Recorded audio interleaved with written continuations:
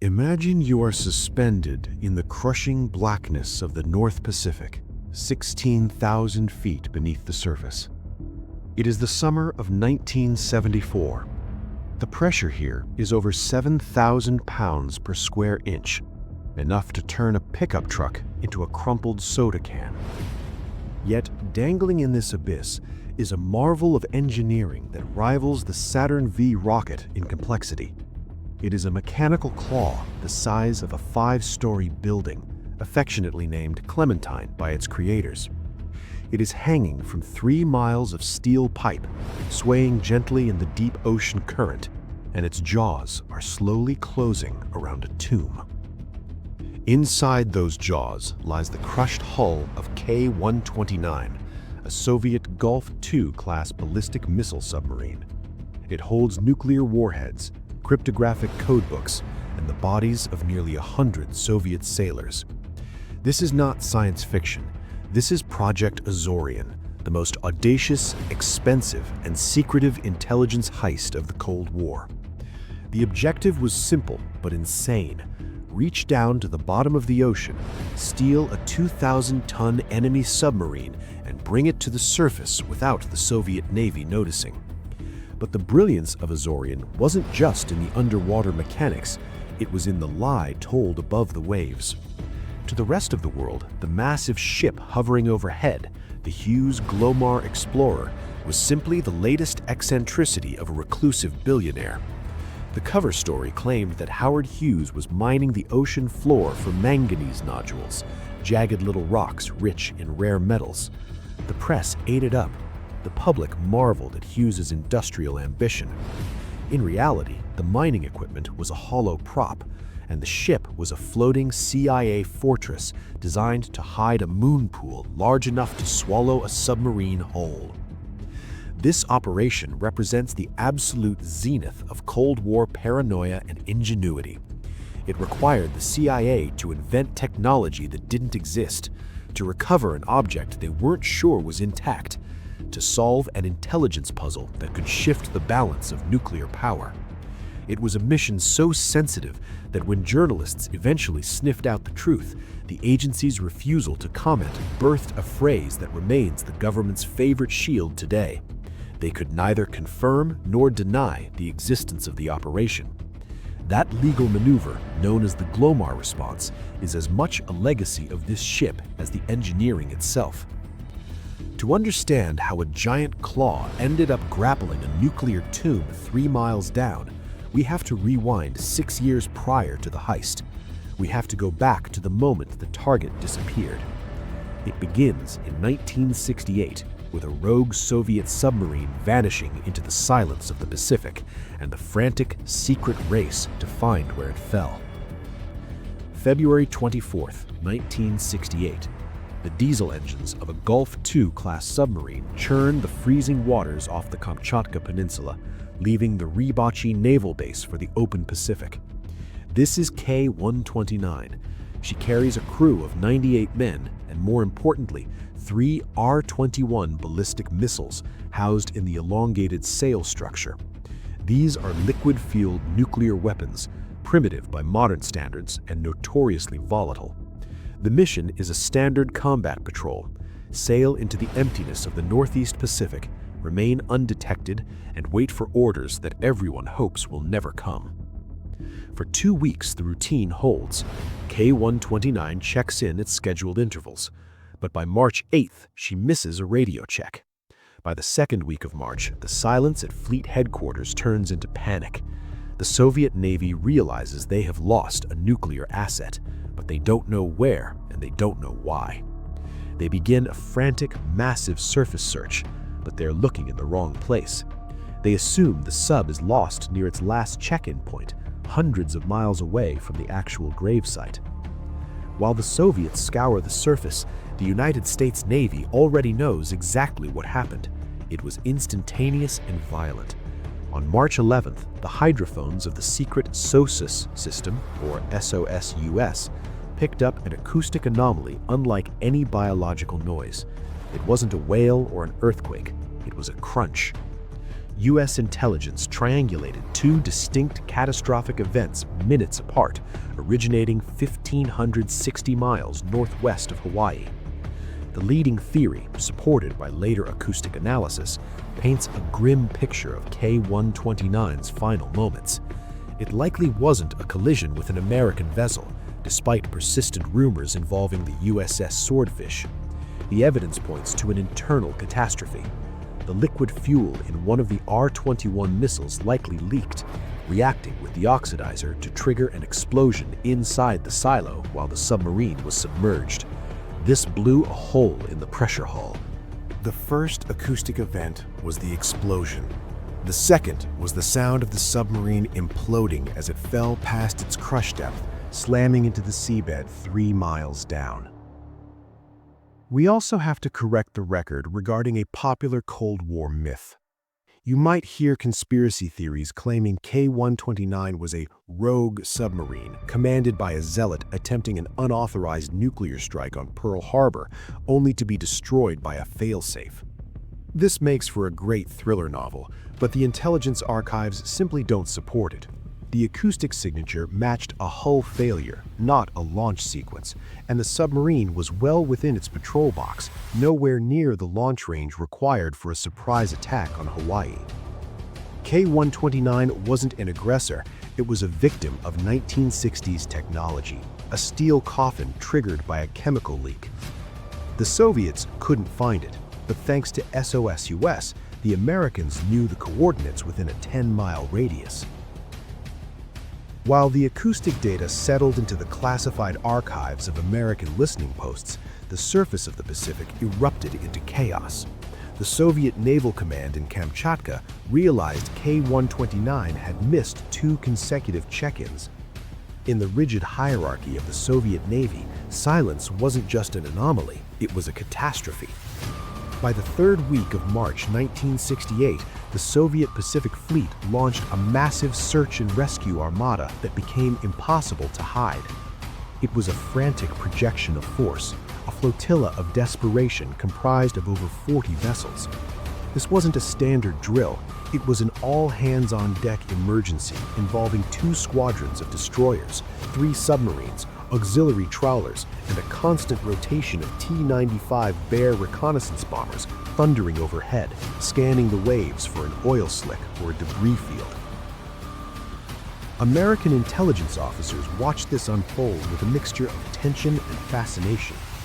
U.S. Pacific Command tracked every hull and every flight path. They observed the Soviet ships battling heavy seas, dragging active sonar arrays through the water and circling a specific grid of the North Pacific. To the trained eyes at the Office of Naval Intelligence, the geometry of the Soviet search revealed a critical, almost unbelievable error. The Soviet fleet was concentrating its efforts hundreds of miles to the northwest of the actual crash site. They were looking in the wrong place entirely. The Americans realized that the Soviets lacked the SOS-US advantage. The Soviet command was likely estimating the sub's position based on dead reckoning from its last radio contact, unaware that the K-129 had likely drifted or continued on a specific vector before the explosion occurred. The U.S. Navy watched the Soviet ships batter themselves against the ocean for weeks, burning fuel and manpower in a futile loop. It was a stark demonstration of the intelligence gap. One side had the acoustic evidence of the death, the other was blindly grasping at straws in the dark. After 2 months of fruitless scouring, the Soviet activity slowed and then stopped. The ships turned back toward Vladivostok and Petropavlovsk. The search was officially called off.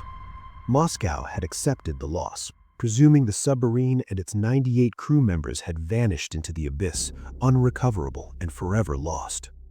They assumed the ocean was deep enough to keep their secrets buried. But the cessation of the Soviet search triggered a profound shift in Washington. It moved the K-129 from the category of active foreign vessel to something far more ambiguous and tempting. This specific failure by the Soviet Navy created a strategic and legal loophole that the CIA would eventually drive a massive ship through.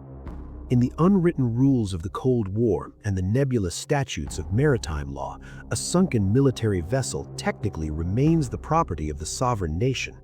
However, once a nation ceases its search and leaves the wreck on the international seabed without any attempt at recovery, the status of the vessel becomes murky. The American logic was calculating and precise. The Soviets didn't know where it was. They had given up looking. Therefore, they couldn't protect it. The K-129 was sitting at a crushing depth of 16,500 feet, 3 miles down, holding the cryptographic keys to the Soviet fleet and intact nuclear warheads.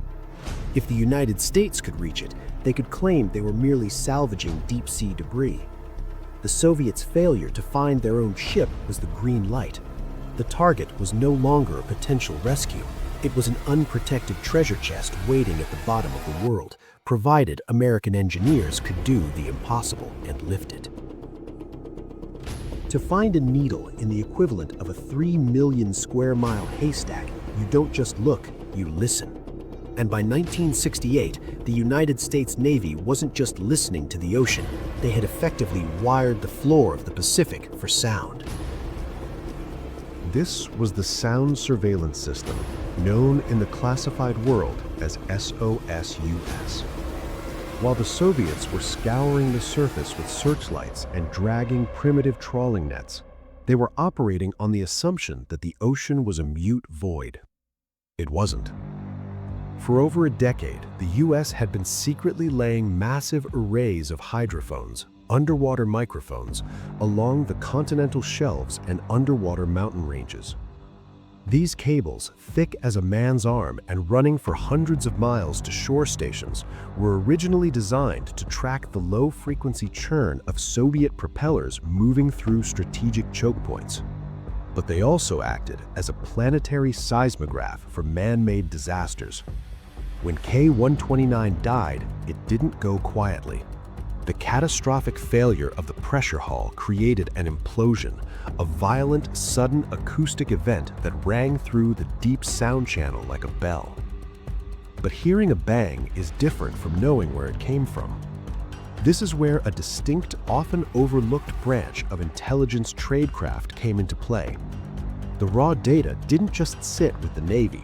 It was cross-referenced by AFTAC, the Air Force Technical Applications Center. AFTAC wasn't hunting submarines, they were technically hunting nuclear tests.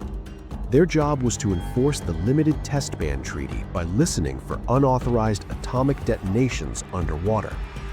They had captured a specific anomalous acoustic signature on March 8, 1968. By pulling the paper tapes from hydrophone arrays separated by thousands of miles, specifically stations like Midway Island and Adak in the Aleutians, analysts could measure the exact arrival time of the sound to the millisecond. If the sound hit Adak 3 minutes before it hit Midway, they could draw a hyperbola on a chart. Where the lines from multiple stations intersected, X marked the spot. The precision was terrifying. In an ocean roughly the size of the moon's surface, the acoustic data narrowed the search zone down to a grid of just 10 miles. This highlights the fundamental gap in tradecraft between the two superpowers at the time. The Soviets relied on active sonar, pinging into the dark, a noisy process that requires the searching ship to reveal its own location while hoping for a return echo. The Americans utilized passive surveillance, silent, patient, and omnipotent. The acoustic net had captured the death scream of K-129, giving the CIA a set of coordinates that were classified top secret, not just to protect the salvage operation, but to protect the very existence of the SOSUS network itself. However, the risks were apocalyptic. The K-129 was a sovereign Soviet warship. Under international maritime law, it remained the property of the Soviet Union, regardless of where it sank. Attempting to raise it was technically an act of piracy. Getting caught in the act would be indistinguishable from an act of war. If the Kremlin discovered the Americans were looting the grave of 98 Soviet sailors to steal nuclear secrets, the diplomatic fallout could easily escalate into a kinetic exchange. The mission required total invisibility. The Navy had the desire, but they didn't have the cover. They needed a partner who specialized in impossible lies. To understand why they needed a lie of that magnitude, you have to appreciate the sheer insanity of the truth. The target lay 16,500 feet beneath the surface of the Pacific. At 3 miles down, the ocean is a pressurized vise, exerting over 7,000 pounds per square inch. It is a world of perpetual midnight and near-freezing temperatures, hostile to both biology and machinery. In 1968, human technology had barely scratched the surface of the abyssal plain. Recovering a 2,000-ton steel carcass from that depth wasn't just difficult. According to every existing naval engineering manual, it was impossible. The problem wasn't just the depth, it was the physics of the lift. You couldn't use cables. A steel cable 3 miles long is so heavy that it will snap under its own weight before it even touches the bottom. The engineers realized they would need a rigid pipe string, effectively a steel straw longer than 15 Eiffel Towers stacked end to end, to lower a capture vehicle the size of a gymnasium. The submarine wasn't just sitting on the floor, it was buried in millions of years of viscous sediment. Pulling it free would require overcoming immense suction, a violent mechanical exertion that could easily shatter the pipe string or rip the fragile submarine apart. This technological nightmare came with a price tag that terrified Washington. The Bureau of the Budget viewed the proposal with extreme skepticism, bordering on hostility. They saw a project estimated to cost hundreds of millions of dollars, roughly $4 billion in today's currency, for a mission with a high probability of total failure. The fiscal hawks argued that spending aircraft carrier money to fish for a rusted hulk was negligence. They demanded to know why the Navy couldn't just use a cheaper method, unaware that the laws of physics had ruled out everything else. The debate raged behind closed doors. The CIA and the Navy brass pushed back, arguing that the intelligence value, specifically the potential to recover intact nuclear warheads and cryptographic codebooks, was worth any price. They weren't just buying a salvage operation, they were buying a look inside the Soviet strategic mind. But to spend that kind of money without Congress asking questions required a cover story so audacious that no one would dare audit the expense. They didn't just need a ship, they needed a commercial excuse for the most expensive salvage operation in human history, fronted by a civilian entity that had money to burn and a reputation for eccentricity. But that billion-dollar claw would be useless without a target. Before the CIA could bring in the heavy lift equipment, they first had to achieve the impossible: finding a silent steel tomb in 3 million square miles of open ocean. For this, the job didn't go to an eccentric billionaire, but to a rusted relic of the nuclear age that the Navy had officially classified as obsolete. This was the USS Halibut, SSN 587, a vessel that had been stripped of her original purpose but granted a second, far more clandestine life. Originally designed to carry Regulus cruise missiles, the Halibut possessed a distinct hulking hangar on her forward deck that gave her the silhouette of a surfaced humpback whale. When the Regulus program was scrapped in favor of the Polaris ballistic missiles, the Halibut should have been decommissioned. The Navy officially rebranded the sub's mission as Oceanographic Research, a conveniently dull cover story that allowed them to operate in plain sight under the guise of testing deep submergence rescue vehicles. Inside the Halibut, the reality was far removed from marine biology.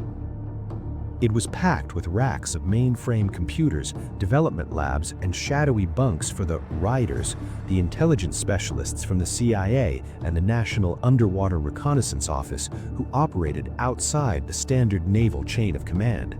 This sensor array, officially the Sonic, was a technological marvel of 1968. Equipped with side-looking sonar, strobe lights, and cameras, the fish was towed on a miles-long steel cable that served as an umbilical cord for data. The engineering challenge was staggering. The Halibut had to sail slowly and silently, maintaining a precise depth while dragging a heavy sled 3 miles beneath the surface, navigating the jagged topography of the seabed without crashing the multi-million-dollar sensor into a seamount. For the crew, Operation Sand Dollar was a test of psychological endurance that bordered on torture. The Halibut became a ghost ship, vanishing from fleet rosters for months at a time. Inside the pressure hull, the air grew stale and the days bled together.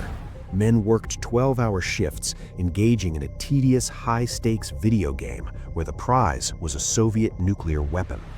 They stared at grainy, flickering monitors in the Batcave, watching the ocean floor scroll by agonizing foot, looking for the glint of unnatural metal in the abyss. They were hunting for the K-129, and they were doing it under the nose of the entire Soviet Pacific Fleet, which was still frantically sweeping the surface above them. The Halibut wasn't just looking for a submarine, she was proving that the ocean floor, once thought to be the ultimate sanctuary of secrecy, was now transparent to American eyes. To find a needle in a haystack is difficult. To find a needle in a haystack that is 3 miles deep in total darkness while the farmer is continually watching you is nearly impossible. Technically, it was a 2-ton remotely operated vehicle, formerly known as the Deep Submergence Vehicle, or CV-237. It was a marvel of ad hoc engineering, equipped with side-looking sonar, powerful strobe lights, and cameras designed to withstand pressures that would crush a human body instantly. The submarine had to maintain a precise grid, dragging the fish just a few dozen feet above the abyssal plain on a cable that was miles long. This cable was the mission's lifeline, but also its greatest vulnerability. It had to carry power down to the lights and thrusters while simultaneously transmitting high-resolution video and sonar data back up to the sub. If the Halibut moved too fast, the drag would snap the wire. If they moved too slow, the fish would sink into the silt. For weeks, the crew lived in a state of high-stress monotony. The technology was experimental and prone to breakdown. Cables frayed under the immense tension of their own weight, and the strobe lights frequently burned out, requiring the crew to winch the vehicle back up, a process that took hours just to change a bulb. Morale began to fray along with the wires. They were hot bunking in cramped quarters, breathing recycled air and staring at grainy monitors that showed nothing but endless miles of barren mud. Every shadow on the sonar that looked like a hull turned out to be a geological ridge or a rock formation. The skepticism on board grew. Many began to whisper that the K-129 had shattered into unrecognizable pieces, or that the acoustic data triangulating the position had been wrong from the start. Then the monotony broke.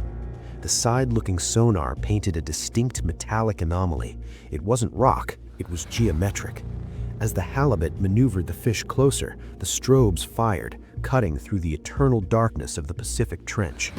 The photographs that came back were unmistakable. There, resting in the silt, was the shattered hull of the Soviet ballistic missile submarine. The violence of the K-129's end was written in the debris field. The wreck wasn't intact, it had suffered a catastrophic structural failure, likely an explosion in the missile bay that blew the vessel apart. Over the next few days, the Halibut took over 20,000 photographs, stitching together a mosaic of the disaster. They identified the sail, the twisted missile tubes, and the rudder, which became a primary verification point for the CIA analysts back at Langley. But amidst the cold steel and intelligence assessments, the ocean floor offered a grim reminder that this was a tomb, not just a treasure chest. In one of the declassified photographs, arguably the most haunting image of the entire operation, the camera captured a human element that silenced the control room. It was a skeleton, clad in a Soviet survival suit. The presence of the suit suggested a horrific final timeline. At least one crew member had survived the initial explosion long enough to don his gear and attempt to escape, only to be crushed by the depth or frozen by the water. He was lying on the ocean floor, a lonely sentinel guarding the codebooks and nuclear warheads the Americans had come to steal. But that lonely sentinel wasn't guarding a pristine vessel. As intelligence analysts at the National Photographic Interpretation Center pored over the thousands of grainy, high-contrast photographs brought back by the halibut, a grim reality set in. The K-129 was not intact. The violence of the initial catastrophic failure had snapped the submarine's spine. The wreckage was scattered, but the analysts identified two main debris fields. The stern, containing the engines and propulsion systems, was largely irrelevant to American interests. The prize was the forward section, a massive 138-foot-long steel cylinder. Inside this specific section lay the holy grail of Cold War intelligence, the command center, the sonar room, the cryptographic vault containing the codebooks, and, most critically, the three vertical launch tubes housing the R-21 nuclear ballistic missiles. This was the target. But identifying the prize was one thing. Moving it was a feat of engineering that bordered on science fiction. The sheer physics of the recovery were daunting enough to silence a room of naval architects. The target weight was estimated at over 2,000 tons, sitting 3 miles down, subjected to pressures that would crush a human like a soda can. There was a fierce debate over structural integrity. The Soviet hull was built of high-strength steel, but after the trauma of the implosion and sitting on the ocean floor, no one knew if it was brittle. If the Americans tried to lift it by attaching cables to specific points, the steel might simply shear off, sending the submarine tumbling back into the abyss. The engineers realized they couldn't just lift it, they had to cradle it. They needed a machine that could gently scoop the entire hull from beneath, like lifting a sleeping child from a bed without waking them. Then there was the risk that kept the mission planners awake at night, the nuclear warheads themselves. These missiles were not inert. They contained high explosives designed to trigger the nuclear reaction.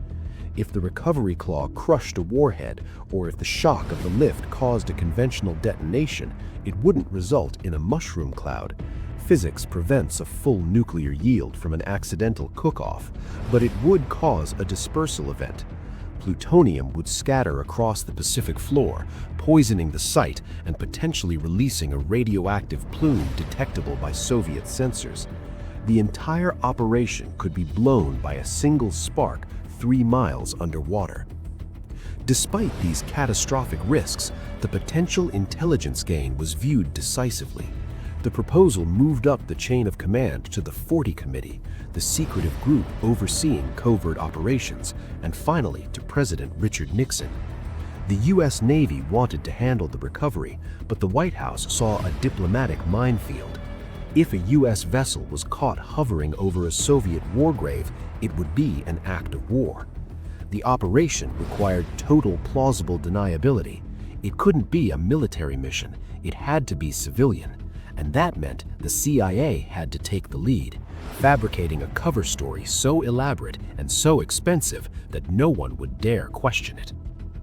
To the few men read into the program, this undertaking was not known as Project Jennifer. That is a common historical error, a misnomer that stuck in the public imagination decades later.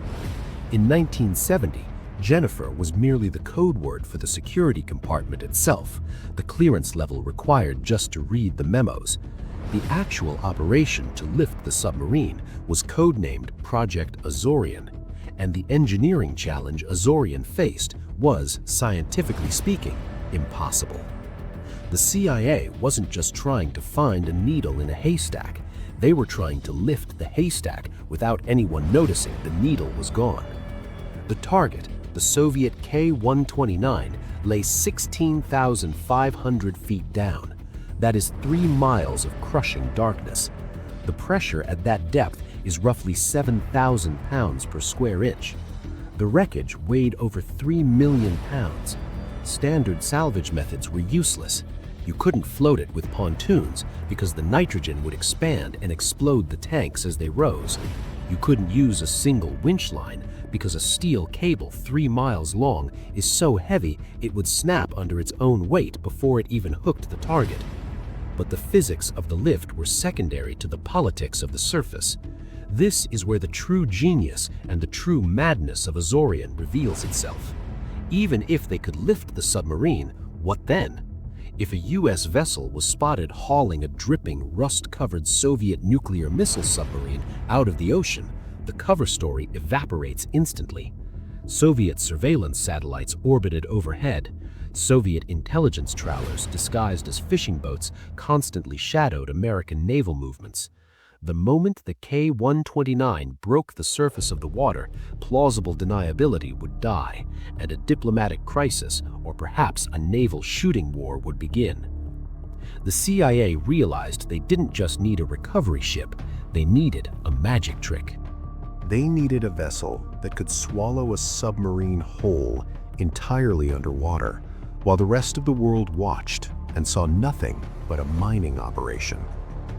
Imagine a massive industrial ship, longer than 2 football fields. Now imagine cutting a giant hole in the center of that ship, a rectangular well nearly 200 feet long, opening directly into the ocean below. The plan was to construct a massive capture vehicle, a giant mechanical claw nicknamed Clementine, that would reside inside this hollow belly, hidden from view. The ship would arrive at the site, open the doors on the bottom of its hull, and lower the claw 3 miles down on a rigid pipe string, which was more stable than a cable. Clementine would grab the submarine, lift it up, and pull it directly inside the hull of the ship. The bay doors would close beneath it, the water would be pumped out, and the Soviet sub would be sitting dry inside the American ship, ready for dissection, without a single soul on the outside ever seeing its surface. It was audacious, it was unprecedented, and to build it, the CIA needed a public face, a partner known for erratic, secretive, and limitless spending. They needed Howard Hughes. By the early 1970s, Howard Hughes had transformed from a dashing aviator into a phantom, a recluse sequestered in the penthouse of the Desert Inn in Las Vegas, surrounded by blackout curtains and a phalanx of aides. This invisibility made him the perfect frontman. If the US Navy began constructing a massive specialized salvage vessel, Soviet trawlers and satellites would track every rivet being driven. But if the eccentric, limitless wallet of Howard Hughes funded a futuristic ship to mine the ocean floor, the world would simply view it as the latest folly of a capitalist madman. It was a cover story that relied entirely on the public's acceptance of Hughes's erratic genius. The agency approached the Summa Corporation, Hughes's holding company, with a proposition that was as much a partnership as it was a plea.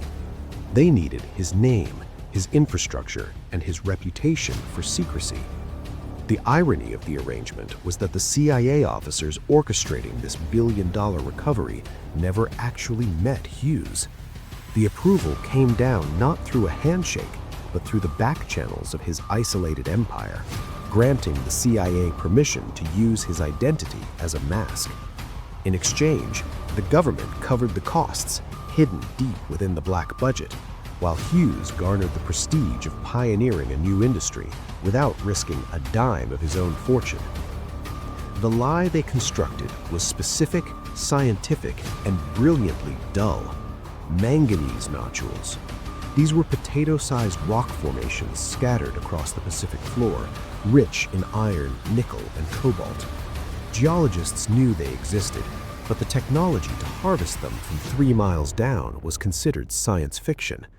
The cover story claimed that Hughes, ever the visionary, had cracked the code and was building a ship to vacuum these riches from the seabed. This narrative provided a legitimate reason for every peculiar design feature of the ship, which would be christened the Hughes Glomar Explorer. The massive derrick needed to lower the claw, it was for lowering mining pipe. The huge internal docking bay, known as the moon pool, designed to hide the submarine during retrieval. It was described as a storage facility for the nodules and underwater vehicles. To sell the deception, the CIA and Global Marine, the actual contractor building the ship, didn't hide in the shadows. They stepped into the spotlight. They hired public relations firms to trumpet the dawn of deep ocean mining. They published articles in trade journals and gave interviews about the mineral potential of the Pacific. By flooding the zone with technical data about mining, they bored the press into believing them. The Soviets analyzed the open-source intelligence, the news reports, the corporate filings, the public boasting, and concluded exactly what the CIA wanted them to conclude, that the Americans were chasing rocks, not secrets. While the Kremlin worried about ballistic missiles, they completely ignored the giant ship being assembled in Pennsylvania, dismissing it as just another capitalist venture chasing profit at the bottom of the sea. But to make that capitalist cover story believable, the CIA needed a contractor who could actually build a ship capable of unprecedented deep-sea operations. They couldn't just hire a standard defense contractor like Lockheed or Boeing to weld a hull together. They needed roughnecks who understood the unforgiving physics of the open ocean. They turned to Global Marine. Based in Los Angeles, Global Marine was a company of cowboys in the staid world of naval architecture. They had already made history with the Glomar Challenger, a scientific drill ship that proved the theory of plate tectonics by coring into the ocean floor. But the CIA wasn't asking them to drill a hole. They were asking them to lift a 2,000-ton steel tomb from a depth of 16,000 feet. This wasn't just an engineering challenge, it was a physics problem that bordered on the impossible.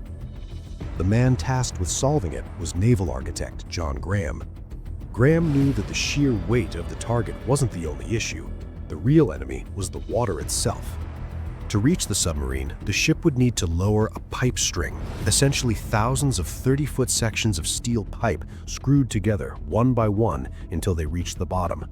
At that length, 3 miles down, steel pipe doesn't act like a rigid pole. It acts like a wet noodle. It stretches under its own weight, it wobbles with the currents, and it vibrates like a guitar string.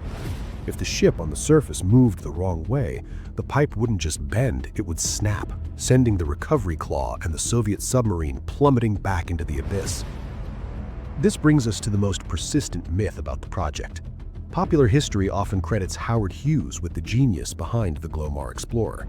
The narrative suggests that the eccentric billionaire designed the ship in a fever dream of innovation. The record shows otherwise. Hughes was merely the name on the door, the convenient eccentric whose well-known obsession with deep-sea mining provided the perfect cover for the CIA's black budget. The agency paid for every bolt and rivet, but the engineering brilliance belonged entirely to John Graham and the team at Global Marine. Hughes didn't design the ship, he barely knew it existed. In the middle of the Pacific Ocean, waves are constant. If the ship rides up a 10-foot swell while the pipe is rigidly attached to the bottom, the tension spikes instantly. The pipe string can't stretch fast enough to compensate, it would tear apart. To solve this, Graham and his team designed a piece of machinery that remains a marvel of heavy engineering, the gimbal platform. Picture a massive steel bearing, similar to a gyroscope used in aircraft navigation, but the size of a house.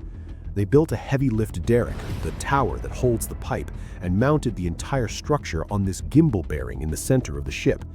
This allowed the hull of the Glomar Explorer to pitch, roll, and yaw in the rough seas, while the derrick remained perfectly vertical, completely isolated from the movement of the ocean. It was a stable island in the middle of a chaotic sea, keeping the 3-mile-long pipe steady while the ship thrashed around it. Unlike standard ships with a solid bottom, the Glomar Explorer was hollow in the center. 2 massive sliding gates on the bottom of the hull could open to the ocean below. This was the garage. The plan was to lower the pipe through this opening, grab the submarine with a massive mechanical claw, affectionately named Clementine, and haul the entire wreckage up into the belly of the ship. Once inside, they would close the gates, drain the water, and dissect the Soviet prize in a dry, hidden environment, safe from the prying eyes of Russian trawlers or spy satellites.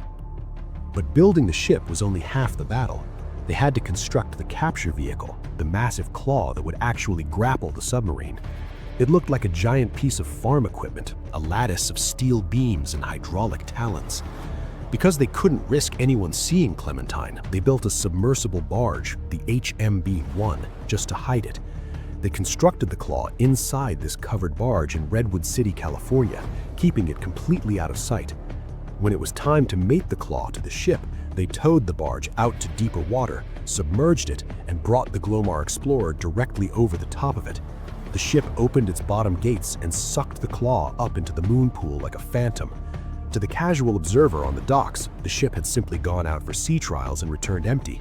In reality, it was now armed with the most sophisticated underwater grappling hook in history, ready to sail for the target.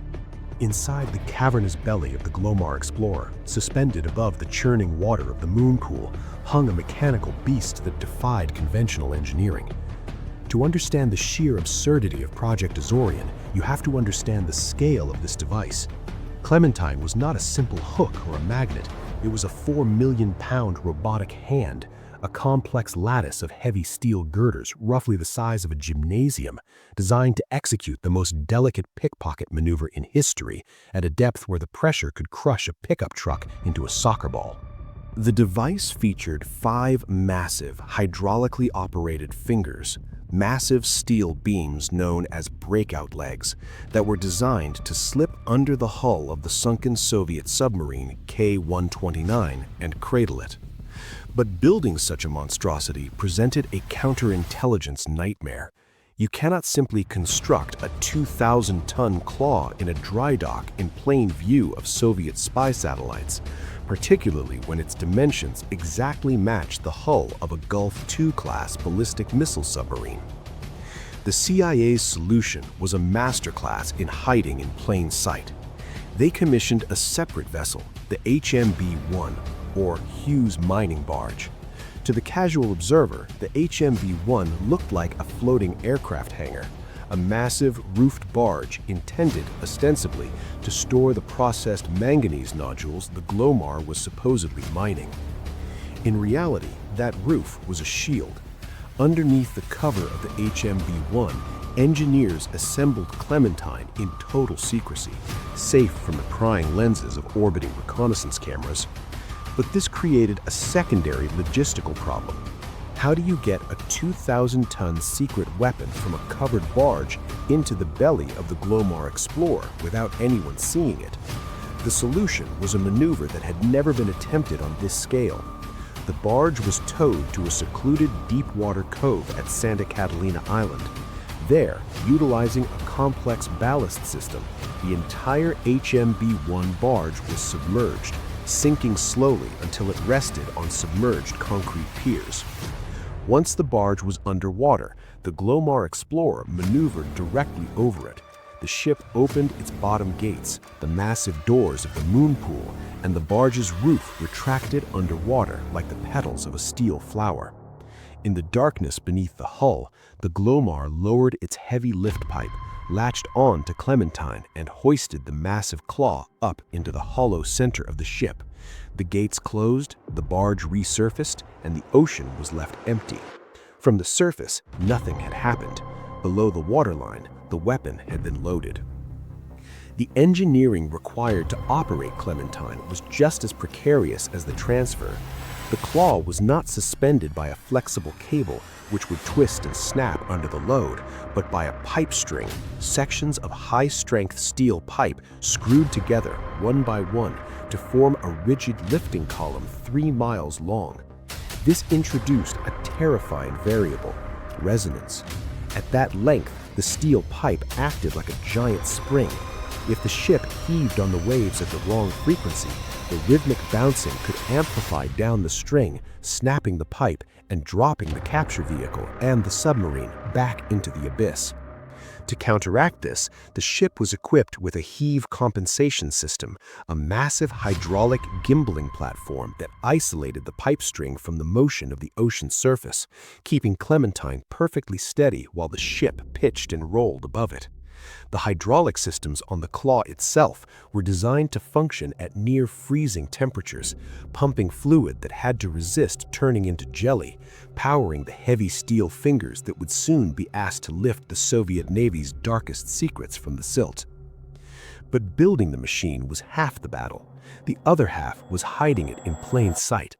This required a level of operational security that bordered on the absurd. primarily because you cannot construct a 600-foot ship in a stealth facility. The Glomar Explorer was built at the Sun Shipbuilding and Dry Dock Company in Chester, Pennsylvania, right out in the open. Thousands of welders, electricians, and pipe fitters swarmed the hull daily. Every single one of them had a security clearance of exactly 0, yet they were the primary builders of the CIA's most sensitive tool. The agency achieved this through strict compartmentalization. The men building the massive midships docking well, the moon pool, were told it was for stabilizing the ship during mining operations. The engineers installing the heavy lift hydraulics were told they were for dredging up manganese nodules from the ocean floor. It wasn't just a lie, it was a shared delusion. Because the cover story involved the eccentric billionaire Howard Hughes, the sheer weirdness of the ship's design didn't raise red flags. It just confirmed that Hughes was crazy, brilliant, and rich. Funding this shared delusion was a nightmare of its own. You can't exactly walk into a congressional hearing and ask for $350 million, over $2 billion today, to steal a Soviet gravesite.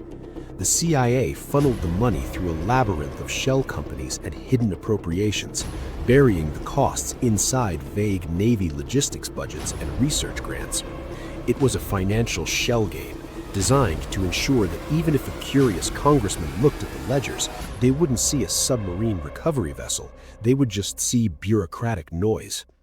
However, the most dangerous audience wasn't the American taxpayer, it was the Soviet Union. We now know from declassified intelligence that the Soviets were actively monitoring the construction at Chester. They had agents in the area. They subscribed to the trade journals where the Glomar Explorer was touted as a mining breakthrough. And here is the irony.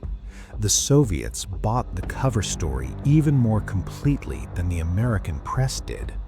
Their intelligence analysts looked at the ship, saw the involvement of Hughes, a titan of capitalism, and concluded that this was simply American greed in action. They couldn't conceive that a capitalist icon would lend his name to a government intelligence operation. This deception reached a fever pitch in September 1973, in a moment that still chills counterintelligence officers to read about. A delegation of Soviet diplomats actually visited the shipyard. They were given a tour. They stood on the dock, staring up at the very hull designed to violate their sovereign territory. The CIA had to make a calculated gamble. If they denied the tour, it would look suspicious. If they allowed it, they risked exposure. So they let them look. The Soviets took notes, nodded at the explanations about deep-sea mining, and left, completely satisfied that they were looking at a commercial mining vessel, unaware they were standing next to the greatest heist vehicle ever built. Once the Soviet inspectors cleared the gangplank, the Glomar Explorer could finally focus on what it was actually built to do. To call it a ship is an understatement. It was a 618-foot industrial cathedral displacing over 63,000 tons. From the dock, the most prominent feature was the derrick, a towering steel lattice that looked exactly like standard deep-sea drilling equipment. But that derrick wasn't designed to drill for oil. It was a heavy-lift elevator, rigged with a gimbal system to remain vertical even as the ship rocked in heavy seas, capable of lowering a pipe string 3 miles long.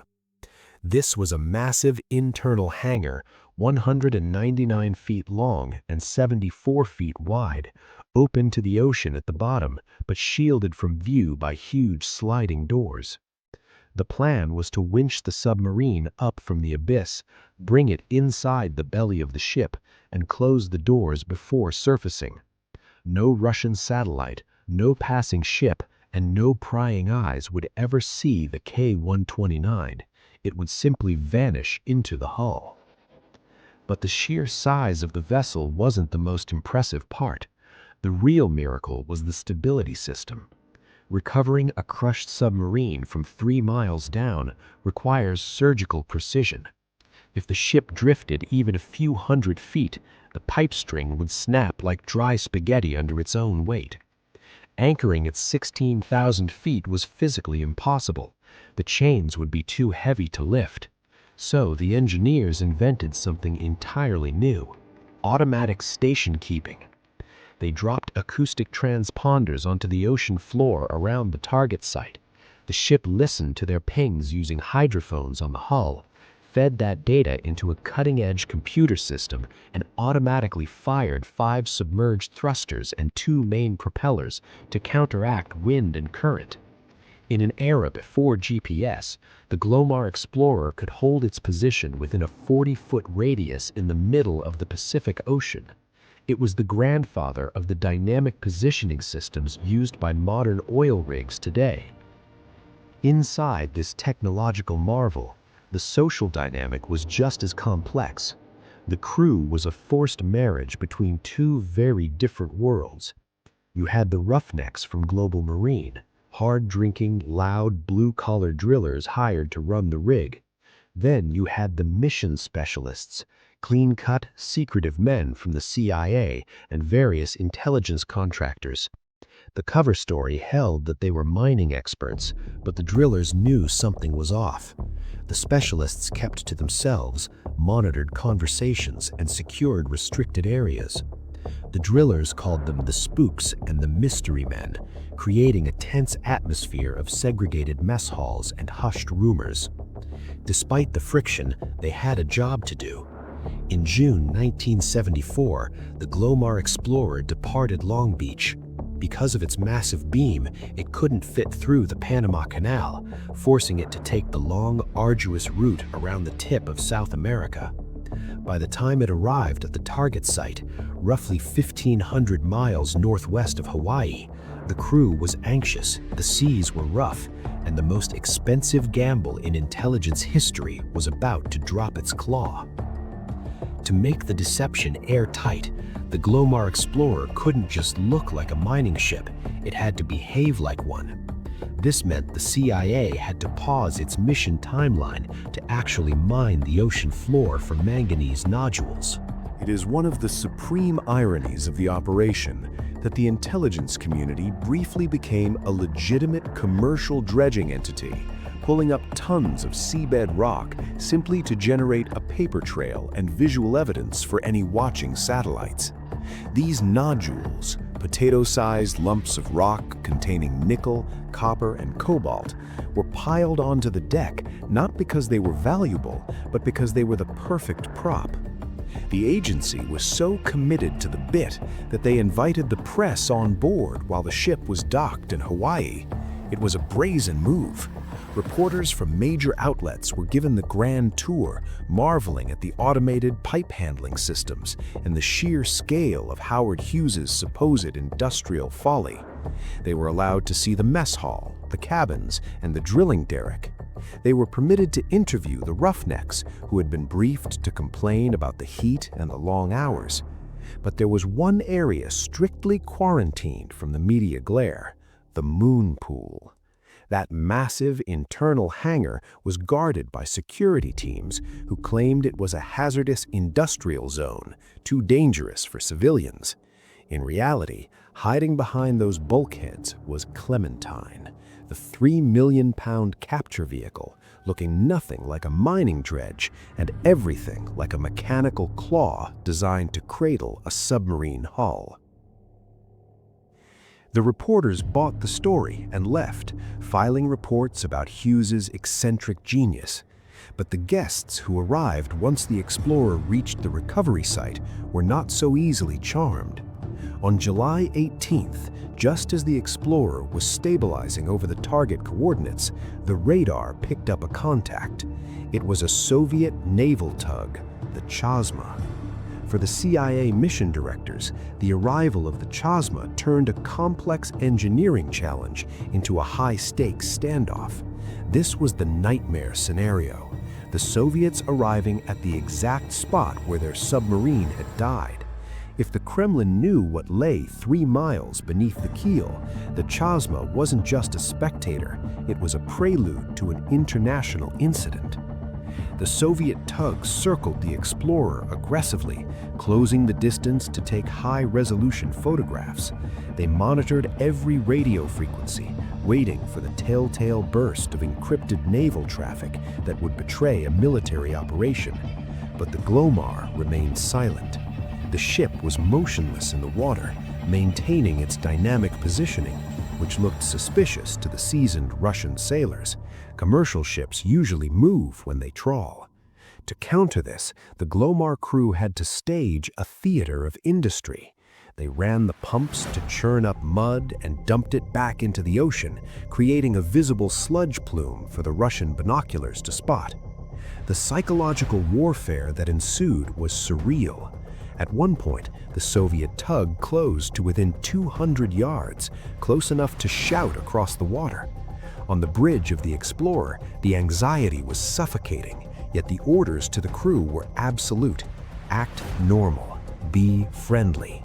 On the deck of the world's most secret spy ship, CIA contractors in hard hats leaned against the railing and waved casually at the Soviet intelligence officers staring back at them through telephoto lenses.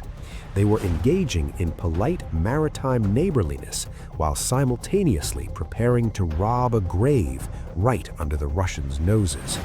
The deception worked because the Soviets were looking for the wrong thing. They were scanning for antennas, listening devices, and electronic surveillance. They had no concept that the threat wasn't electronic, but mechanical. The Chazma crew, likely baffled by the friendly American workers and the lack of military signals, eventually grew bored. They assumed the Americans were simply crazy capitalists wasting money in the middle of nowhere. After harassment that frayed the nerves of everyone in the control room, the Chazma departed, leaving the Glomar Explorer alone with the Pacific Ocean and the ghost of K-129. With the horizon finally clear, the Glomar Explorer maneuvered directly over the target coordinates. It was July 4th, 1974, Independence Day, though there was no time for celebration. The Pacific weather had turned hostile. Winds were gusting near 30 knots, and the ship was fighting 12-foot swells that crashed against the hull with rhythmic violence. The computerized dynamic positioning system, a technological marvel of its time, was screaming to keep the massive vessel stationary against the chaotic ocean surface. Beneath the ship, the moon pool doors slid open, exposing the churning dark water, and the crew began the agonizing process of lowering the capture vehicle.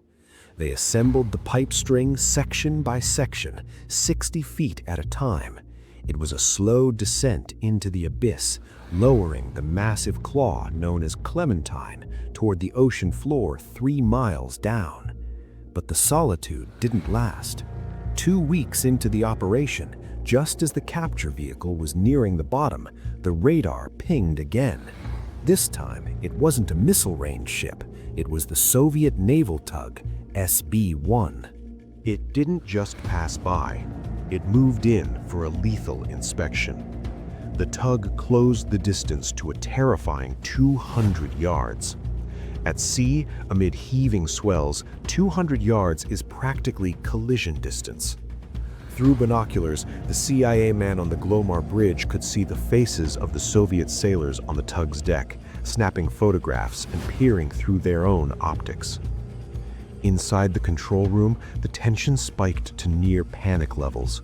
The capture vehicle was dangling on thousands of feet of pipe beneath them. If the Soviets suspected what was happening, they could easily foul the lines or try to board. A single grappling hook from the tug could sever the hydraulic umbilicals and leave the claw dead on the sea floor. Back in Langley, senior officials debated issuing an immediate abort order. If the SB-10 realized the Americans were stealing a Soviet gravesite, it would be an explicit act of war. Desperate to maintain their cover as incompetent commercial miners, the crew resorted to a bizarre improvisation. They needed to sell the idea that this was a low-budget, messy civilian operation, not a disciplined military mission. The ship's managers ordered the crew to pile garbage on the fantail. They hauled out crates of trash, kitchen slop, and most famously, stacks of toilet paper, dumping it onto the deck in plain view of the Soviet cameras. The men stood around the trash pile, shirtless and looking disheveled, acting the part of chaotic deep-sea wildcatters. They gestured rudely at the Soviet ship, projecting an air of annoyed civilians rather than nervous intelligence officers. The ruse, combined with the SB-10's likely assumption that no one would be crazy enough to attempt a recovery in such weather, seemed to hold. The tug lingered, circling like a shark, recording the mess, but eventually the Soviet captain decided there was nothing threatening about a trash-covered mining ship. The SB-10 turned its rudder and steamed away, leaving the Glomar alone to finish the grab. With the SB-10 fading into the mist, the Glomar crew immediately shifted from evasion to execution. This was not a simple matter of dropping a hook on a cable. At this depth, a steel cable would snap under its own weight. Instead, the recovery relied on a pipe string, rigid, 60-foot sections of high-strength steel piping screwed together, one by one, to form a 3-mile-long umbilical cord. The engineering required to lower the massive capture vehicle, codenamed Clementine, was grueling. Inside the ship's derrick, the heavy lift system established a mechanical rhythm that would last for days. The crew would hoist a 60-foot stand of pipe, align the threads, torque it down with massive hydraulic tongs, and lower the assembly through the open moon pool. Then stop, grab another stand, repeat. It was a slow-motion assembly line building a bridge to the abyss. As the string lengthened, the physics of the operation became terrifying. At 16,000 feet, a steel pipe does not act like a rigid rod. It behaves like a wet noodle. The currents at different depths pushed and pulled the string, creating a massive curve between the ship and the claw. The Glomar's automatic station-keeping system fired thrusters constantly, fighting to keep the ship centered directly over the submarine's wreckage. While the heave compensator, a hydraulic marvel, absorbed the ocean's swell, ensuring the claw didn't smash into the seabed with every wave that lifted the ship. Tension spiked again when the Soviet tug, which had briefly retreated, swung back around. It began circling the Glomar at a distance, far closer than international norms usually tolerated. The CIA team aboard the tug watched the movements on radar with dread. Their fear wasn't just visual, it was acoustic. The process of lowering the pipe string was noisy, metal clanking against metal, pumps whining, thrusters cavitating. If the Soviet captain dropped a hydrophone into the water to listen for the acoustic signature of the operation, he wouldn't hear a mining ship. He would hear the distinct, rhythmic mechanical signature of heavy machinery operating under load. The Glomar crew had to maintain the charade of casual mining operations while frantically trying to dampen the noise radiating from the hull, praying the Soviets dismissed the sounds as industrial dredging. Finally, after an agonizing descent through the black water, the telemetry confirmed Clementine was nearing the bottom. The powerful strobe lights on the capture vehicle flickered to life, illuminating the ocean floor for the first time in history. On the monitors in the control room, the grain of the sediment appeared, followed by the broken, rusting hulk of the K-129. It was a grave site, shattered and half-buried in silt. The operators carefully maneuvered the 3-million-pound claw, adjusting for the sway of the pipe string. With a final, gentle adjustment of the heave compensator, the massive steel fingers of Clementine settled over the Soviet submarine. The sensors on the console lit up green, capture. But the green light on the console was only the invitation to the dance. The physics of the recovery were about to become violent. The target, a Gulf II class submarine, was not simply resting on the ocean floor. It had impacted the seabed years earlier with tremendous kinetic energy, driving itself deep into the prehistoric sediment. Over time, that silt had settled and compacted around the hull, creating a vacuum seal of immense power. To lift the submarine, the Hughes Glomar Explorer didn't just have to hoist the dead weight of the steel, it had to overcome the suction of the Earth itself. Engineers called this the breakout force, a terrifying variable that could not be perfectly calculated in a simulation.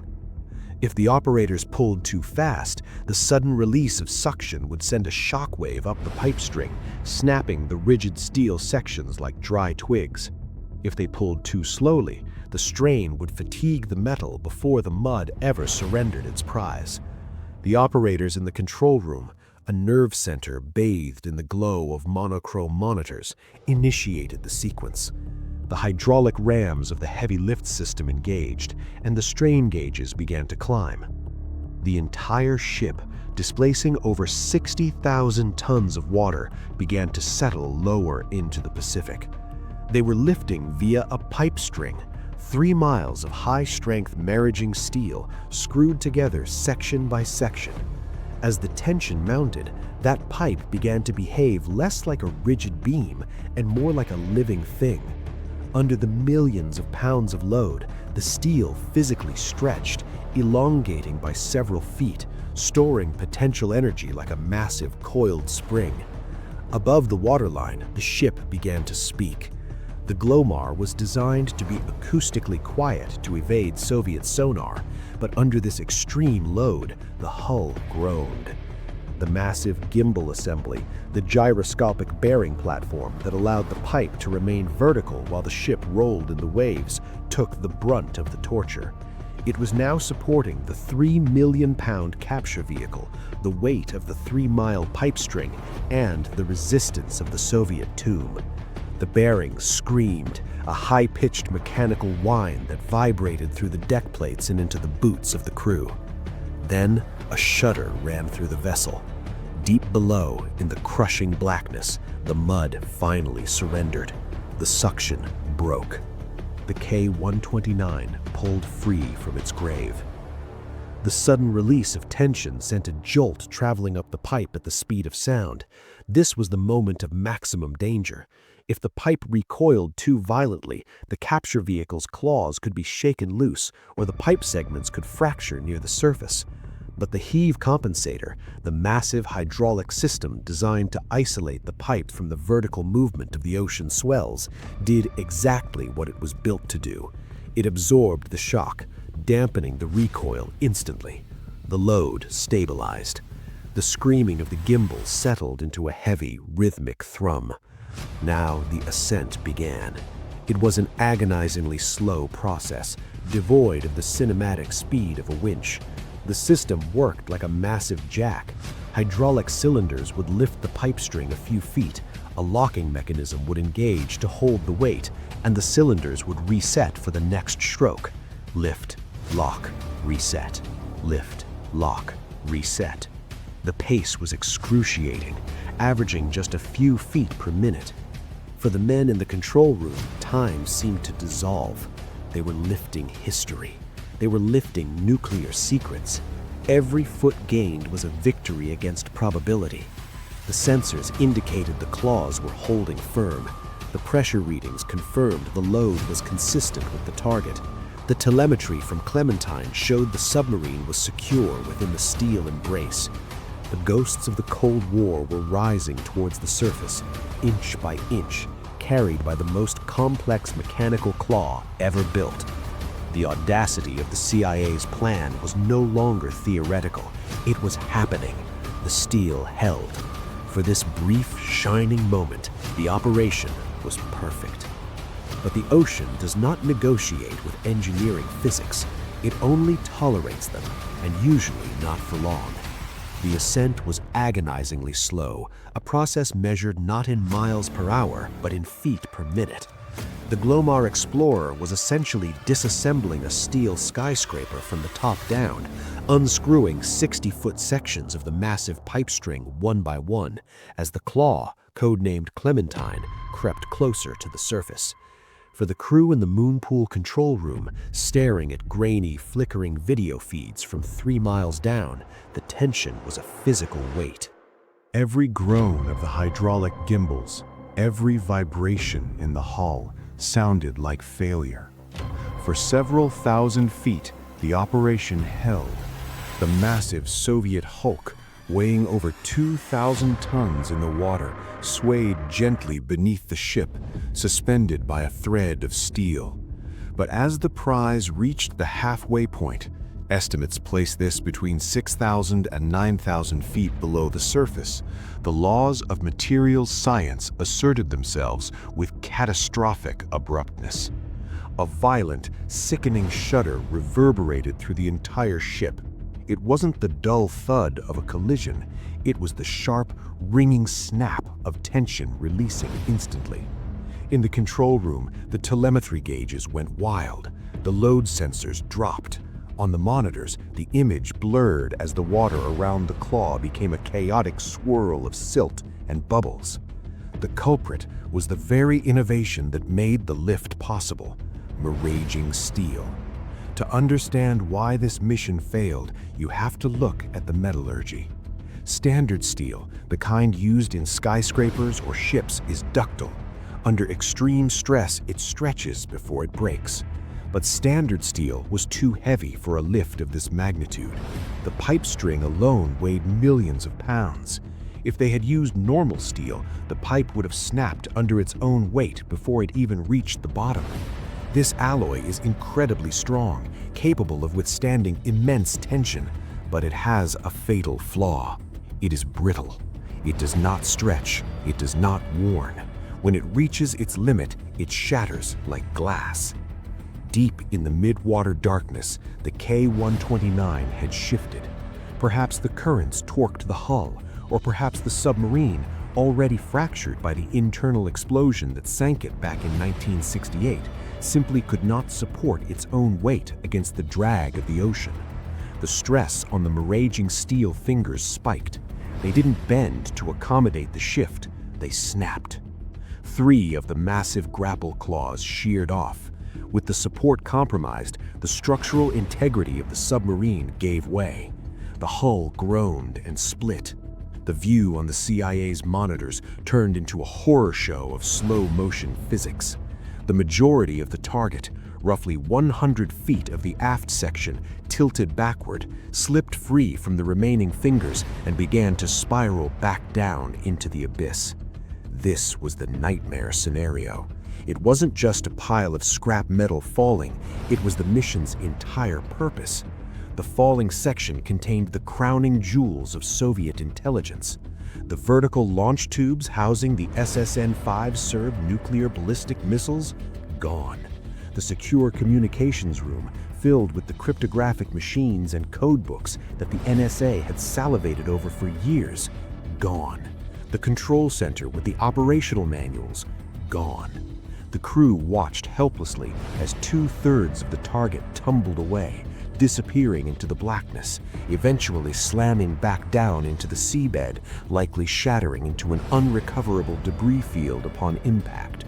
The physics of the fall meant the wreckage didn't land in the same neat pile. It likely glided as it sank, scattering the remaining secrets across a wide radius of the ocean floor, putting them forever out of reach of a second attempt. The hydraulic winches continued to turn, hauling up what was left.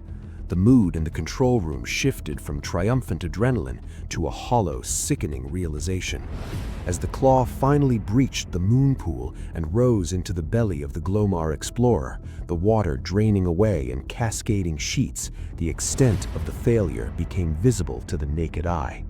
They had caught the submarine, but they had reeled in the wrong piece.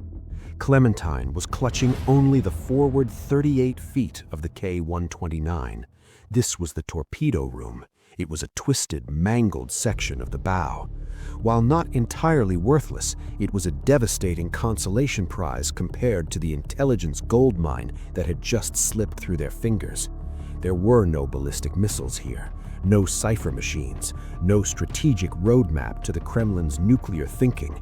What they did have, however, was grimly intimate.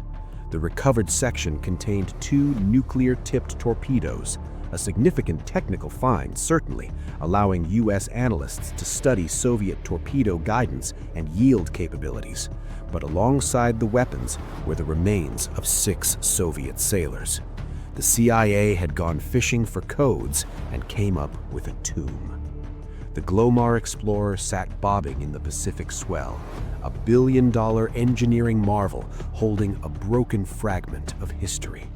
The audacity of the theft remained undeniable. They had proven they could lift a submarine from the ocean floor, but the intelligence coup of the century had snapped in half. Now the CIA director had a new problem. They had spent roughly $800 million in 1974 dollars, equivalent to nearly $4 billion today, to recover a pair of torpedoes and a few bodies. And they had to figure out what to do with them before the rest of the world, or the Soviet Navy, figured out what they had done. For the men inside the Glomar Explorer's control room, the math was horrifying, but the physics were immediate. They were staring at the sonar feed, watching the vast majority of their target tumble back into the abyss. The K-129 had fractured. The heavy lift claws had sheared through the submarine's structural steel, weakened by 6 years of crushing pressure and saltwater corrosion. The aft section, the sail, the control room, and crucially, the missile tubes containing the ballistic codes and the cryptographic machines were gone. They were plummeting back to the ocean floor, creating a massive silt cloud that would hide them from view for days. The mission directors were left with a sickening realization. The capture vehicle, nicknamed Clementine, was still holding on to something. It wasn't empty. It retained a 38-foot section of the submarine's bow. This was the nose cone. In terms of intelligence value, it was the booby prize. It likely contained no codebooks and no missiles. However, the CIA engineers knew that inside that mangled steel section lay 2 nuclear-tipped torpedoes and, almost certainly, the remains of Soviet sailors. The decision had to be made in seconds. Do they drop the rest? Do they open the remaining claws, let the nose cone fall, and return to port with empty hands but a clean cover story? Or do they bring up this radioactive, twisted fragment of a foreign warship? They chose to lift. They had not spent hundreds of millions of dollars to come back with nothing but stories. The order was given to continue the ascent, but the mood in the control room shifted from triumph to high-stakes damage control. The lift was agonizingly slow. The pipe string, 3 miles long and under immense tension, had to be disassembled section by 60-foot section. Every joint unscrewed brought the wreckage closer to the surface and closer to discovery. This was the moment of maximum exposure. For weeks, the Soviet ocean-going salvage tug, the SB-10, had been shadowing the Glomar Explorer. The Soviets were suspicious. They didn't know exactly what the Americans were doing, but they knew it didn't look like standard manganese nodule mining. The SB-10 had been buzzing the operation, moving aggressively close, trying to provoke a reaction or catch a glimpse of equipment that didn't fit the mining cover story. As Clementine and the submarine fragment neared the surface, the Glomar was essentially naked. If the claw mechanism breached the waterline while the Soviet tug was watching, there would be no explaining away a 38-foot chunk of a Soviet submarine dangling from the ship's belly. It would be an international incident of the highest order, potentially an act of war. The recovery team had to time the final stage of the lift perfectly. They needed the SB-10 to be at the far end of its patrol loop or obscured by the Glomar's massive hull. The tension on board was electric. Security teams monitored the Soviet tug's position on radar, calling out the range: 1 mile, half a mile, closing. Then a stroke of luck, or perhaps calculated maneuvering. The SB-10 drifted off just enough to give them a window. The lift operators engaged the final sequence. The massive underwater hangar doors on the bottom of the Glomar Explorer, the entry to the moon pool, began to slide open. This was the ship's defining secret, a massive internal docking bay open to the sea, designed to swallow the submarine whole so it could be examined in secrecy. The capture vehicle rose from the darkness. It cleared the keel depth. The claw holding the crushed nose of the K-129 passed through the open gates and entered the belly of the ship. Immediately, the operators hit the close command. The massive steel gates slid shut beneath the capture vehicle, sealing the moon pool off from the Pacific Ocean. The Soviet tug captain, watching through binoculars from a few hundred yards away, saw nothing but the Glomar sitting high in the water, its mining derrick idle. He had no idea that directly beneath the waterline, inside the American ship, a piece of the Soviet Navy had just been stolen. But the danger wasn't over. It had just changed forms. As the massive pumps roared to life, draining the millions of gallons of seawater from the moon pool, the internal atmosphere of the ship changed. The water level dropped, revealing the wreckage for the first time to the naked eye. It was a chaotic, mangled mess of steel, wiring, and sediment. And then the alarms started screaming. Sensors inside the moon pool detected ionizing radiation. The K-129 was a nuclear-armed vessel, and the torpedoes in the nose cone carried nuclear warheads. The violence of the breakup with the corrosion of the last 6 years had compromised the integrity of the weapons. The victory of recovery instantly turned into a hazardous materials emergency. The celebration was cut short. There would be no champagne corks popping, no slapping of backs. Instead, the specially trained recovery team had to suit up. They donned full-body protective gear, respirators, and dosimeters. They weren't just stepping into a salvage bay, they were stepping into a radioactive crime scene. As the last of the water drained away and the damp, metallic smell of the deep ocean filled the cavernous moon pool, the team descended the gantries to inspect their prize. They moved slowly, the Geiger counters clicking furiously in the echoing space. They had recovered the hardware, but as they moved their flashlights over the twisted steel, the beams caught something else amidst the wreckage, the undeniable evidence that they had disturbed a grave. The radiation was dangerous, but the biological reality of what lay inside the nose cone was about to present a profound moral and psychological challenge to every man in that room. As the radiation teams moved in, clad in protective suits that transformed the interior of the Glomar Explorer into a scene from a science fiction film, the abstract concept of recovering a target dissolved into the heavy reality of handling the dead. In the twisted wreckage of the submarine's forward section, specifically within the torment of the torpedo compartment, the recovery team located the remains of 6 Soviet submariners. The sheer violence of the K-129's initial implosion, combined with the catastrophic structural failure during the lift, had left the scene in a state of chaotic devastation. Yet, the extreme cold and lack of oxygen at 16,000 feet had preserved the bodies in a way that was startlingly immediate. For the CIA officers and the heavy lift engineers, this shifted the mission from an engineering marvel to a maritime inquest. Procedures for radiological decontamination had to be improvised to accommodate forensic respect. The intelligence yield from the bodies themselves was minimal but poignant. Searchers recovered personal effects, including a seaman's journal that had survived 3 miles of water pressure. These damp, fragile pages offered a human glimpse into the final days of the K-129 crew, but they were not the cryptographic bonanza the agency had bet nearly $500 million on finding. The code books, the cipher machines, and the communications logs were presumed to be located in the command center, a section of the submarine that had sheared off and fallen back into the abyss when the claws failed.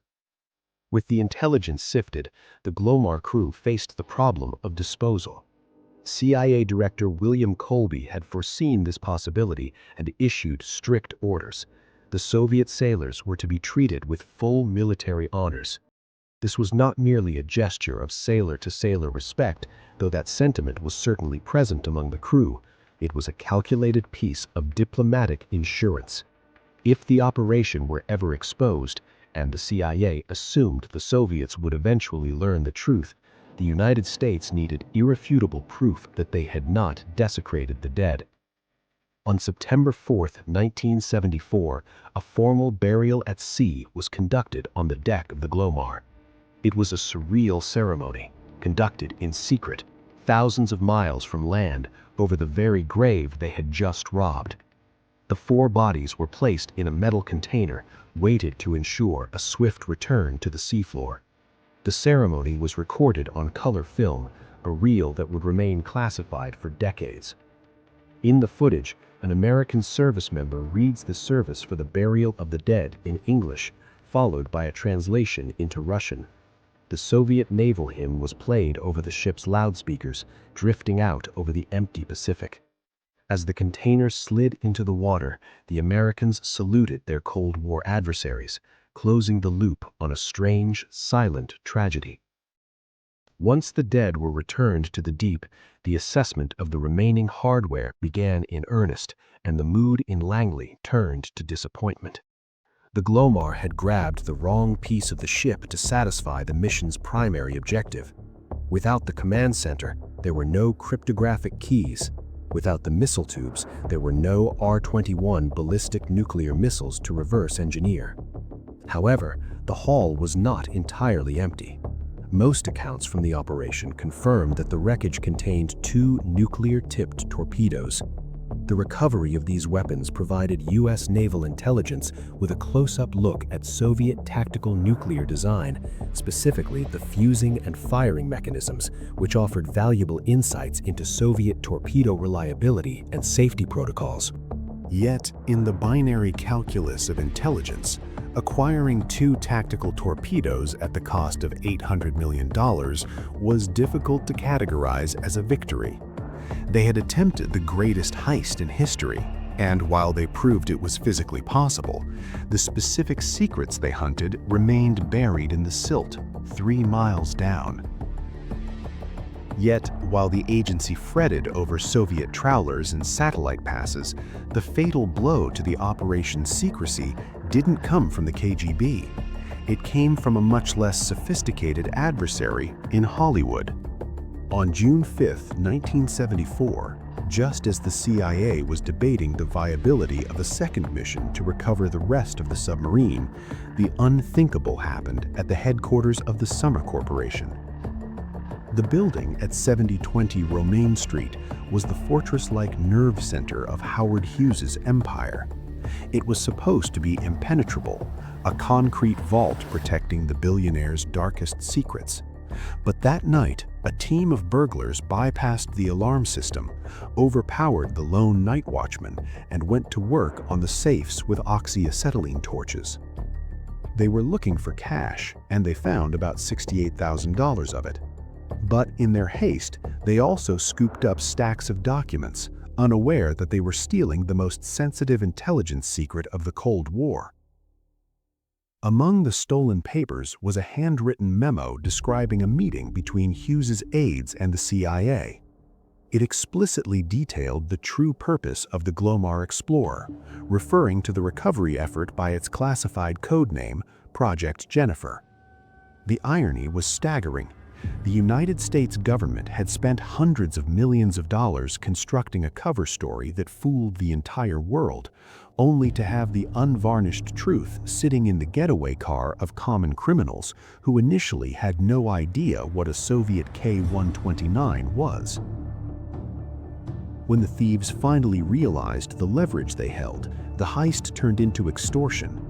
They contacted the Summer Corporation and demanded $500,000 for the return of the documents.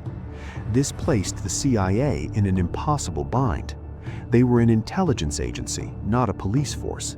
They had no jurisdiction to pursue domestic burglars on American soil. To recover the memo, they had to involve the FBI. This was the nightmare scenario. To catch the thieves, the CIA had to explain to the FBI why the documents were important. This required reading federal agents into a program that technically didn't exist, widening the circle of knowledge from a tight group of naval engineers to a sprawling network of field agents and local police investigators. The Bureau began a frantic manhunt, treating a local breaking and entering case as a matter of supreme national security. In their desperation to retrieve the physical paper, the CIA confirmed its value. The investigation created a paper trail of its own: police reports, witness interviews, and whispers in the Los Angeles underworld. The wall of silence was no longer watertight. By trying to plug the leak, the agency had alerted the sharks in the press that there was blood in the water. The shark with the sharpest teeth was Seymour Hersh of the New York Times. By early 1974, Hersh had pieced together the narrative. The Glomar Hughes mining expedition was a fiction, and the CIA was hunting a Soviet submarine. He was ready to publish, a move that would have undoubtedly caused an international incident during a delicate period of détente. In a desperate bid to save the operation, Director of Central Intelligence William Colby took an unprecedented step. He didn't send a threatening legal letter, he personally intervened. Colby met with Times executives and Hersh himself, laying the agency's cards on the table. He confirmed the story was true, a rare admission, but argued that publishing it now would endanger national security. The Glomar Explorer had indeed recovered part of the K-129, but they had missed the most critical intelligence targets, the nuclear missiles and the intact codebooks. The ship was being refitted to return to the Pacific for a second grab. Colby pleaded, "Give us time to finish the job." Surprisingly, the Times agreed. They sat on the scoop of the decade, entering into a fragile embargo to allow the agency one final attempt at the wreck. But a secret shared by the CIA, the police, the Hughes Corporation, and a major newspaper is no longer a secret. It is a ticking clock. While Colby managed to keep the Times quiet, he couldn't control Jack Anderson. Anderson was a Junsik Prime X. He obtained the details, likely leaked from the chaotic aftermath of the break-in, and wasn't interested in silence. Anderson signaled he was going to broadcast the story, framing it as a massive waste of taxpayer money. Panic set in at Langley, but the final blow came from the West Coast. The Los Angeles Times, realizing they were sitting on a story about a mining ship docked in their own harbor while East Coast papers were debating publication ethics, decided they would not be scooped on their own turf. On February 7, 1975, they broke the embargo. U.S. reported after Soviet sub hit the stands, and the cover story evaporated instantly. The U.S. government had no way to hide the truth. The exposure was immediate and irreversible. Soviet naval vessels were dispatched to the recovery site within days to guard the grave of their sailors, rendering a second mission impossible. The secrecy that had cost hundreds of millions of dollars was undone, not by KGB spies, but by the relentless mechanics of a free press. With the story splashed across the front pages of the LA Times and New York Times, the agency faced a threat far more tedious than Soviet destroyers: the American legal system. Journalist Harriet Ann Philippi filed a Freedom of Information Act request shortly after the news broke. She didn't just want the story, she wanted the paper trail. She demanded all records relating to the Glomar Explorer and its attempts to recover the K-129. This placed the CIA in a bind that seemed inescapable. Under the law, they were required to respond to the request, but they were trapped in a binary nightmare. If they confirmed they had the documents, they were officially admitting that the United States government had authorized the theft of a Soviet warship. That is an act of war, or at the very least, a flagrant violation of international maritime treaties that protect the sovereignty of sunken military vessels. Confirming the records would humiliate the Kremlin publicly and essentially force them to retaliate diplomatically or militarily. On the other hand, if the CIA denied holding the records, they would be committing perjury. Everyone knew the ship existed. Everyone knew the mission happened. The world had seen the photos. Lying to a federal judge was not a viable strategy. They couldn't say yes, and they couldn't say no. The solution came from the General Counsel's office, attributed largely to a lawyer named Walt Logan. He drafted a response that was linguistically bizarre, but legally bulletproof. He proposed telling the court that the agency could neither confirm nor deny the existence or non-existence of the requested records. It was a masterpiece of bureaucratic evasion. To the public, it sounded like a riddle or a joke.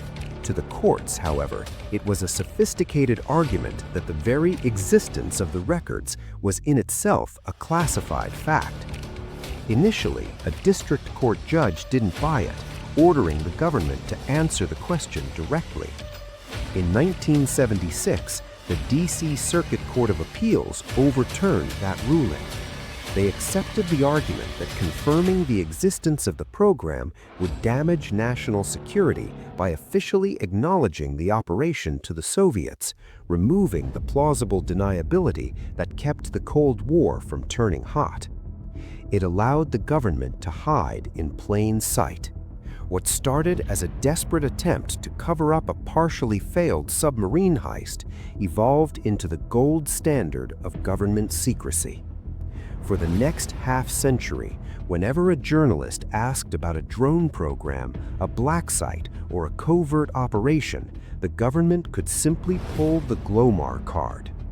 The Explorer didn't just haul up a piece of a submarine, it dredged up a legal shield that is still used today to deflect scrutiny. But while the legal team in Washington was crafting their perfect non-denial, the mood inside the Kremlin was one of absolute fury mixed with cold paranoia.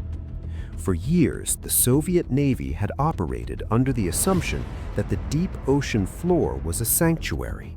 They believed that once a vessel sank below a certain depth, it was beyond the reach of physics, and more importantly, beyond the reach of the CIA. Project Azorian shattered that doctrine. The revelation that the Americans possessed the engineering capability to reach down 3 miles and pluck a 2,000-ton steel hull from the seabed forced a total strategic rethink in Moscow. They realized they had been watched the entire time. The K-129 hadn't just vanished into the ether. It had been tracked by the U.S. Navy's SOSUS underwater listening system, pinpointed with terrifying accuracy, and then looted. This triggered a massive overhaul of Soviet naval communications and security protocols as they scrambled to plug leaks they didn't even know existed. Back at Langley, the mood was different. The mission was technically considered a partial failure because the most valuable intelligence targets, the nuclear missiles and the cryptographic codebooks, had slipped back into the dark when the hull fractured during the lift. The CIA wasn't ready to give up. They immediately began planning a second mission, codenamed Project Matador. The logic was sound. The claw worked, the ship worked, and the target was still sitting there. But the one thing the Glomar Explorer no longer possessed was the shadows.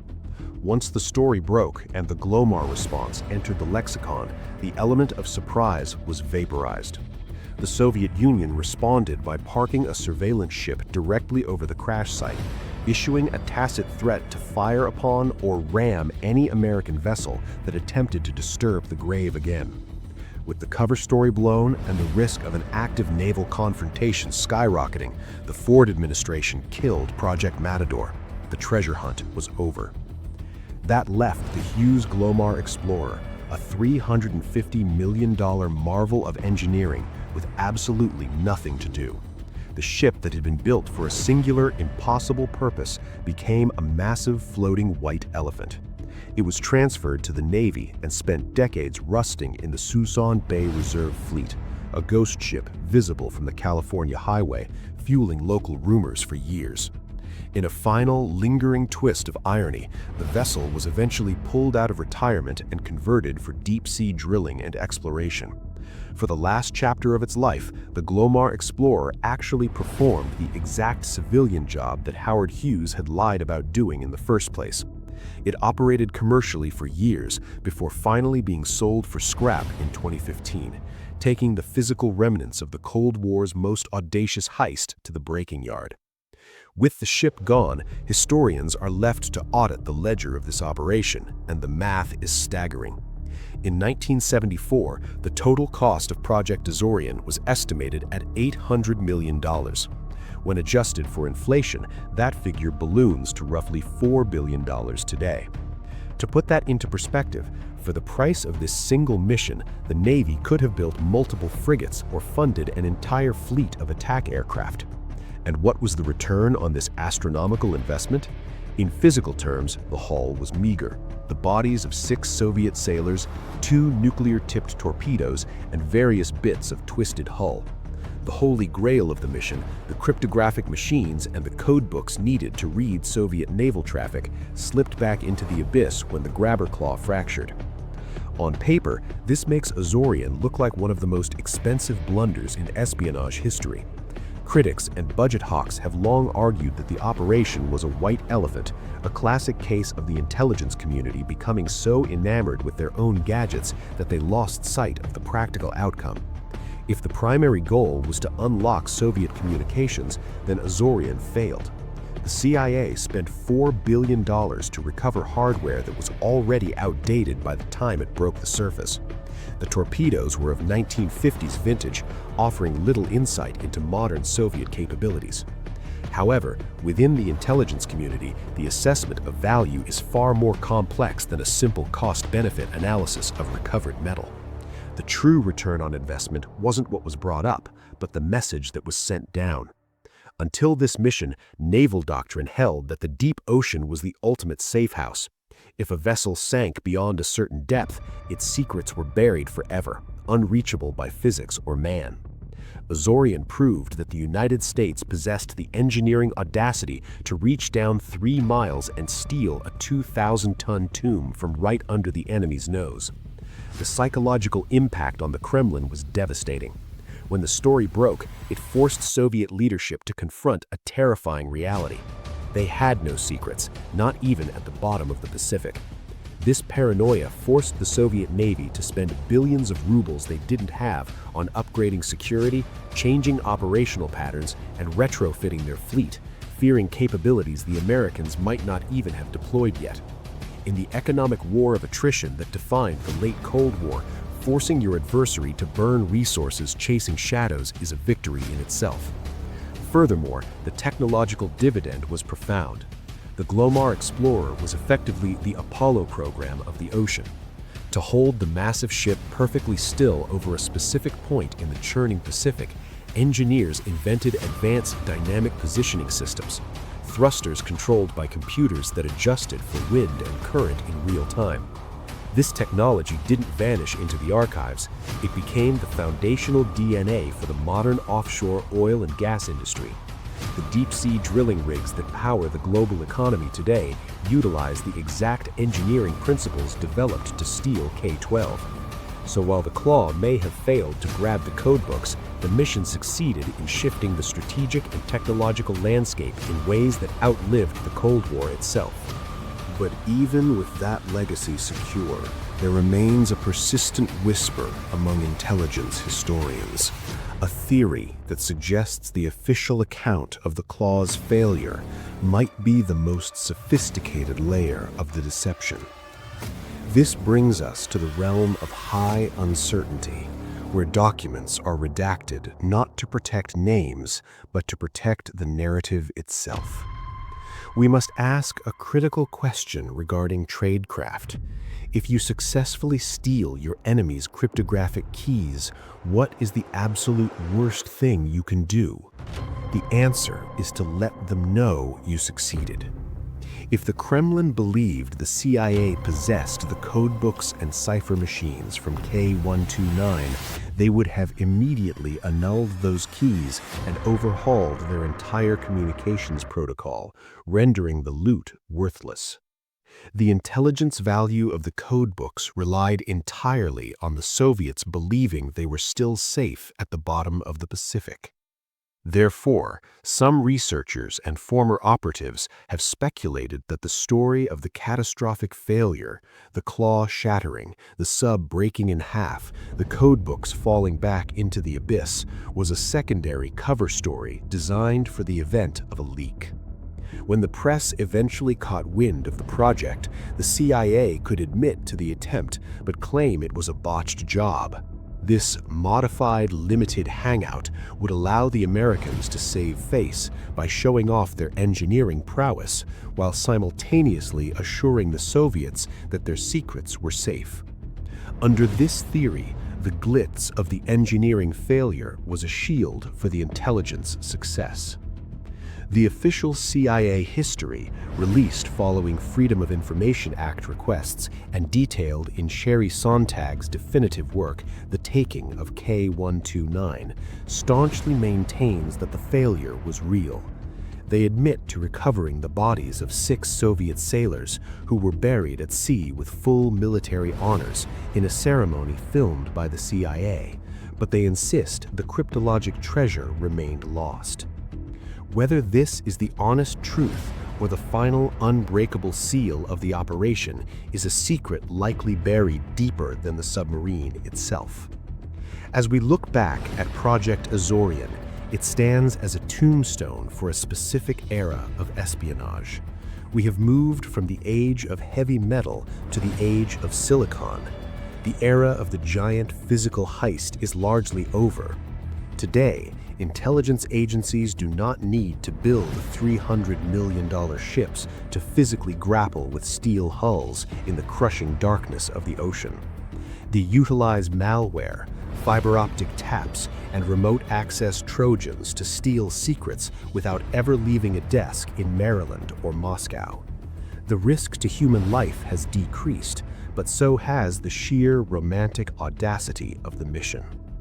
Azorian was the gold standard of industrial-age spying, a testament to a time when the solution to an intelligence problem was to build the biggest ship in the world, invent new physics for deep-sea hydraulics, and literally reach out to grab history with a giant metal claw.